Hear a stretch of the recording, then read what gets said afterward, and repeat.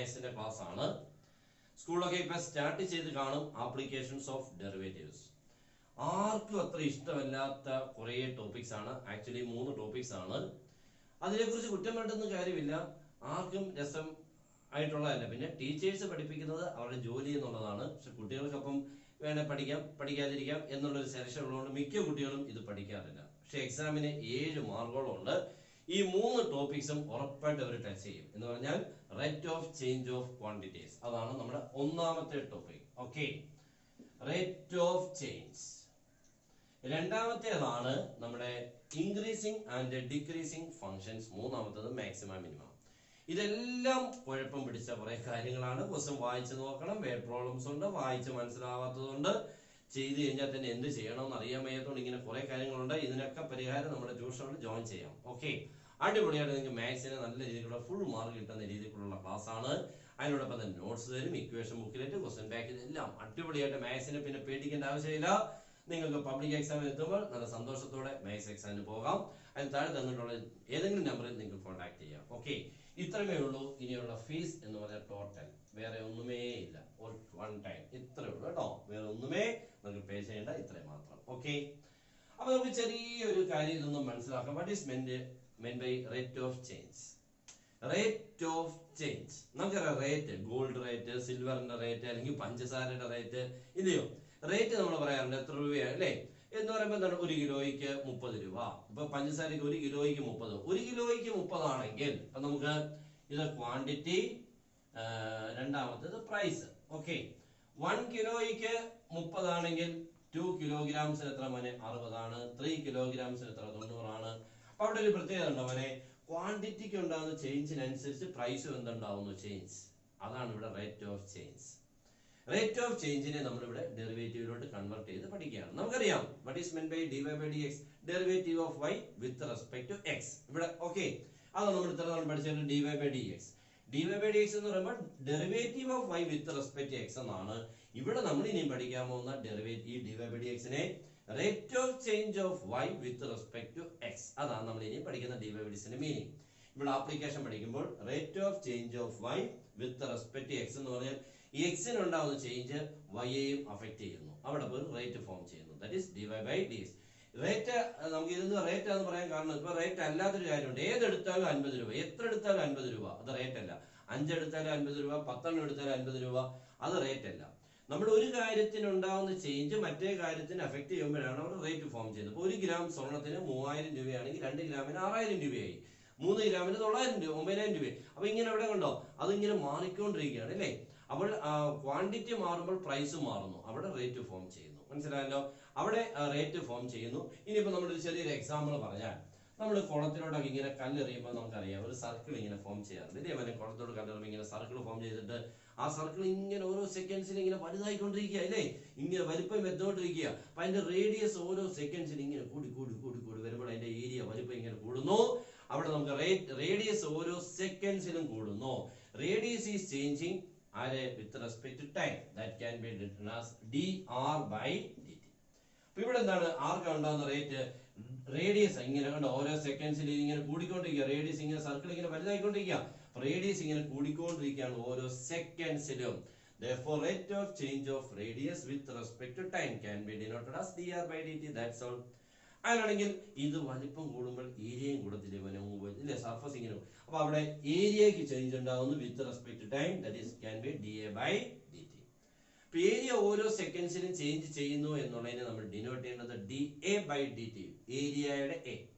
നിങ്ങൾക്കറിയാം കല്ലെറിയുമ്പോൾ നമുക്ക് circle form ചെയ്യും. ഓരോ സെക്കൻഡ്സിലും അത് വലിപ്പം വന്നുകൊണ്ടിരിക്കുക. ഓരോ സെക്കൻഡ്സിലും അതിന്റെ ഏരിയ കൂടിക്കൊണ്ടിരിക്കുക. അപ്പൊ അതിന്റെ നമ്മൾ ഡിനോട്ട് ചെയ്യുന്നത് dA by dt. ഇനി നമുക്ക് ഒരു ബലൂൺ ഉള്ളിലൂടെ ഇങ്ങനെ കാറ്റ് നിറയ്ക്കുകയാണേ. ബലൂണിലൂടെ കാറ്റ് നിറയ്ക്കുമ്പോൾ നമുക്ക് എന്ത് ചെയ്യാം? ഇപ്പം നമ്മൾ മത്തങ്ങ ബലൂൺ എന്നൊക്കെ കേട്ടിട്ടുണ്ടല്ലോ ഇല്ലയോ? മത്തങ്ങ മീൻസ് സ്പെറിക്കൽ ഷേപ്പിലുള്ള ബലൂണ്. അതിങ്ങനെ ഓരോ സെക്കൻഡ്സിൽ ഇങ്ങനെ വലുതായിക്കൊണ്ടിരിക്കുക. അപ്പൊ അതിന്റെ റേഡിയസ് ഓരോ സെക്കൻഡ്സിലും കൂടുകയാണ്. അതിന്റെ ഏരിയ കൂടുന്നുണ്ട്. ഏരിയ ഉണ്ടല്ലോ വലുപ്പം.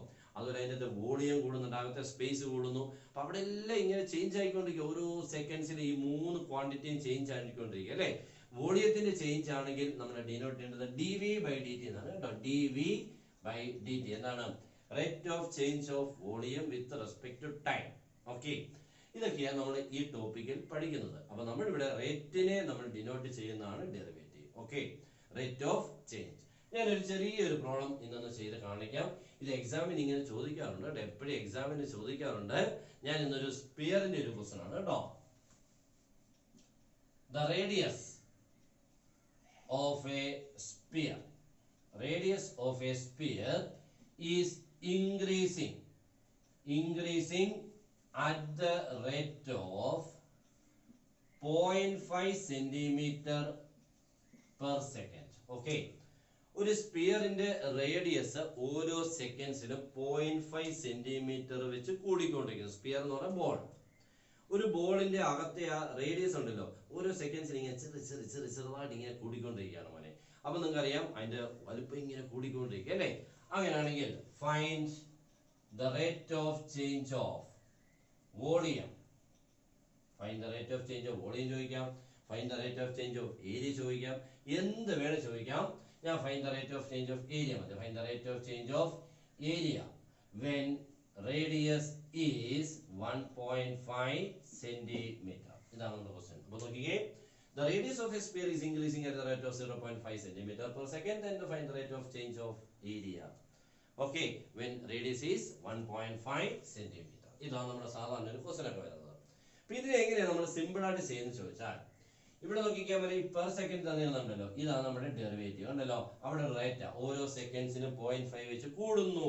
ആര് കൂടുന്നു? Radius. Therefore that can be denoted as dr by dt 0.5 centimeter per second. Okay, next radius is എത്ര മോനാണ്? 1.5. ദാറ്റ് ഈസ് r ഈക്വൽ എത്ര മോനെ? 1.5. അവിടെ വെറും റേഡിയസ് ആണ്. ഇത് റേഡിയസിന്റെ ചേഞ്ച്. അപ്പൊ രണ്ട് നമ്മൾ ഡിനോട്ട് ചെയ്യുന്നുണ്ട്, ഒരാളുടെ ഡെറിവേറ്റീവിലും ഒരാൾ വെറും r. ഓക്കെ, നമുക്ക് വേണ്ടത് ആരാണ്? Rate of change of area ആണ് വേണ്ടത്. അപ്പൊ നമുക്ക് വേണ്ടത് dA/dt equal to question mark. ഇതാണ് നമുക്ക് വേണ്ടത്. ഇനിയിപ്പോ വോളിയത്തിന്റെ റേറ്റ് ആണ് ചോദിച്ചെങ്കിൽ dV/dt. ഇതിനൊക്കെ ഫോർമുലാസ് പഠിക്കണം. ഈ ഫോർമുലയൊക്കെ അറിയാമോ? ഏതാ സ്പിയറിന്റെ ക്വസ്റ്റ്യൻസ് ഒക്കെ വരുമ്പോൾ സ്പിയറിന്റെ ഫോർമുല ഒന്നും അവർ തരില്ല, നമ്മൾ പഴയത് പഠിച്ചെന്നൊക്കെ വെച്ചോണ്ട് ചോദിക്കുന്നത് കേട്ടോ. ഓക്കെ, അപ്പൊ നമുക്കറിയാം സർഫസ് ഏരിയ. ഏരിയയുടെ ഫോർമുല എന്താ പോലെ? സ്പിയറിന്റെ ഏരിയയുടെ ഫോർമുല എളുപ്പം ഓർത്ത് പറഞ്ഞു. Surface area of a sphere. എത്ര പേര് ഓർക്കുന്നുണ്ടെന്നുള്ളത് അവരവർക്ക് തന്നെ മനസ്സിലാവും. പറ്റുന്നില്ലെങ്കിൽ എക്സാമിന് ഇതേപോലെ പെട്ടിരിക്കും. ഓക്കെ, ഫോർമുല ഇതാണ് 4πr². ഇപ്പൊ ഓർക്കുന്നുണ്ട് അല്ലേ? 4πr². ഇതാണ് നമ്മുടെ surface area of a sphere, total surface area. അവിടുന്ന് dA/dt ചെയ്യുമ്പോൾ 4π കോൺസ്റ്റന്റ് ആണ്, then r². What is the derivative of r² is in the form of x² to x, r² 2r. പക്ഷെ തീർന്നില്ല, into dr/dt എന്ന് എഴുതണം. r² derivative 2r into dr/dt എന്ന് എഴുതണം. Because നമ്മൾ ഡിഫറൻഷിയേറ്റ് ചെയ്യുന്നത് r-നെയാണ്, ആരും കൊണ്ട് t കൊണ്ട് ടൈം ആണ് കേട്ടോ, സെക്കൻഡ്സ്. അപ്പൊ നമ്മള് dr/dt. ഇപ്പൊ നമ്മളെ y² ഡിഫറൻഷിയേറ്റ് ചെയ്യുമ്പോൾ എന്ത് എഴുതാറുണ്ട്? 2y എന്ന് മാത്രമല്ലല്ലോ, ഇൻറ്റു r എന്നോട് എഴുതാറുണ്ടായിരുന്നു, ഇൻറ്റു dy/dx. അതേമാതിരിയാണ് r² derivative 2r into dr/dt.